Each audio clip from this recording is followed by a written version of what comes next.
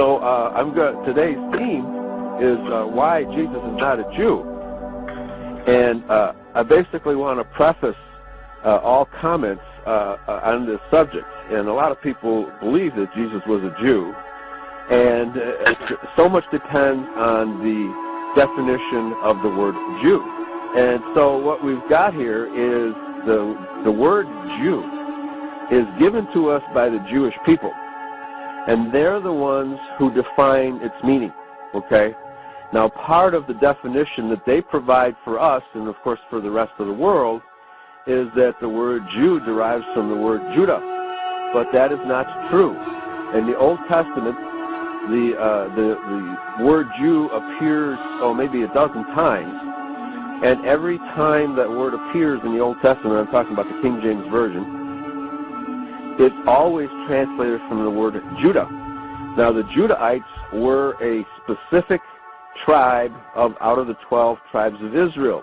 And the only way you can be considered a Judahite is if your father is a Judahite and your mother is some sort of Israelite, but the father must be a Judahite in order for the offspring to be counted as Judahites, okay? Now, the Jews have a totally different reckoning. Their reckoning goes by the mother, and which is proved by the state of Israeli, which has a law, which if you're Jewish, you must have a Jewish mother, okay? So why does the Old Testament have a patriarchal reckoning, and Jews have a matriarchal reckoning? Where does this matriarchal reckoning come from? Well, it comes from the Canaanites, folks, because the Canaanites have always had a matriarchal tradition, and which proves that the Jews aren't Judahites at all, but they're Canaanites and Edomites masquerading as Judah and Israel, okay? So getting back to the Old Testament, every time the word Jew appears in the Old Testament, it is translated from the word Judah. There is no reason to change any of these words into Jew. It should always be translated as Judah.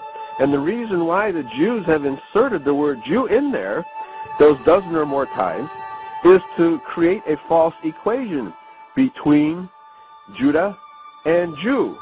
But as I just explained to you, there's one major difference between Jews and Judahites, namely their patriarchal/matriarchal heritage. Those are completely different. Also, the Jewish religion is not based on the Old Testament either. So the traditions of the Jewish people are markedly different from the traditions of those people in the Old Testament called Judah. And they're not the same race by any means. So let me go into 2 Kings 16:6, because I want to show you this is the very first instance of where the word Jew appears. And I'm just going to start reading from verse 1.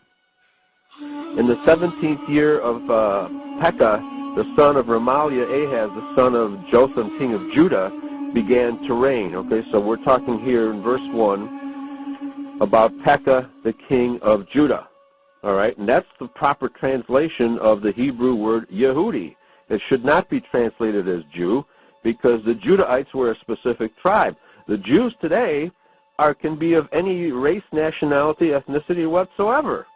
So there's no comparison between the two words. The word Jew has a much wider series of definitions than the word Judah, which has only one definition, namely a descendant of the house or tribe of Judah. Okay, verse 2. 20 years old was Ahaz when he began to reign, and reigned 16 years in Jerusalem, and did not that which was right in the sight of Yahweh his Elohim, like David his father.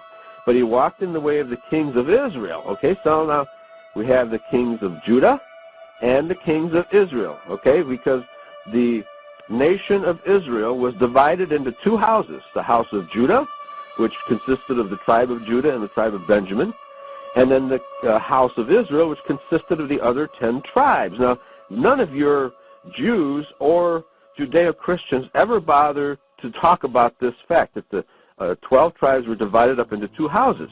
Okay, continuing here.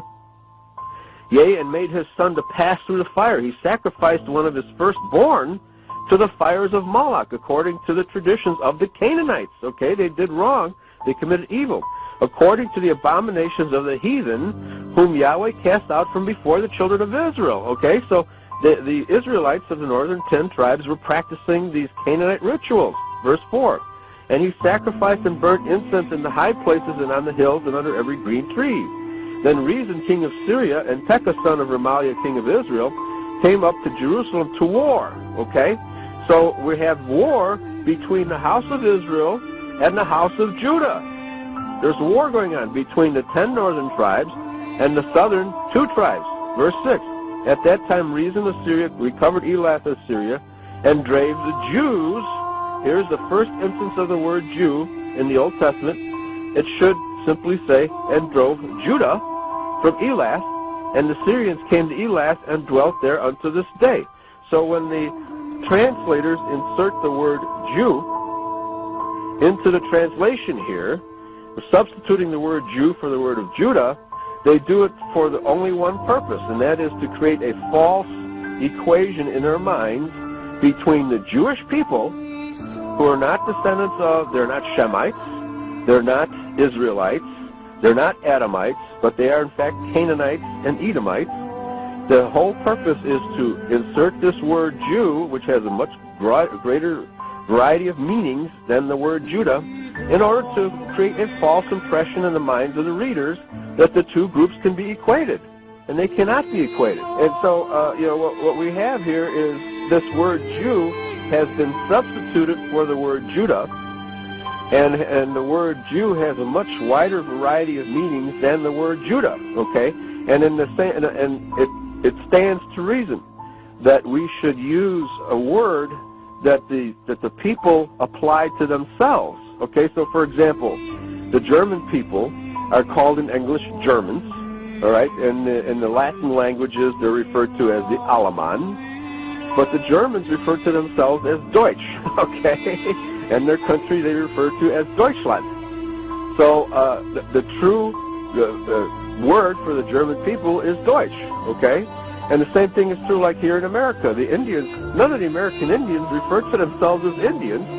They refer to themselves by their tribal names. You know, the Choctaw call themselves the Choctaw. The Apaches call themselves Apaches. The Sioux call themselves Sioux, and none of them refer to themselves as Indians.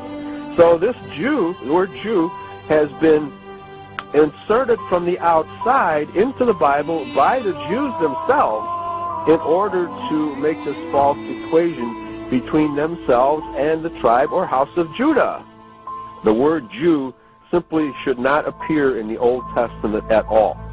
Certainly not. It shouldn't even appear in the New Testament. Well, we want to apply it where it applies to the Canaanites, yes, disbelieving people who the Jews of today are descended from. Exactly. Yes, we want to apply that, but we would have to recognize that that is more or less an anachronism.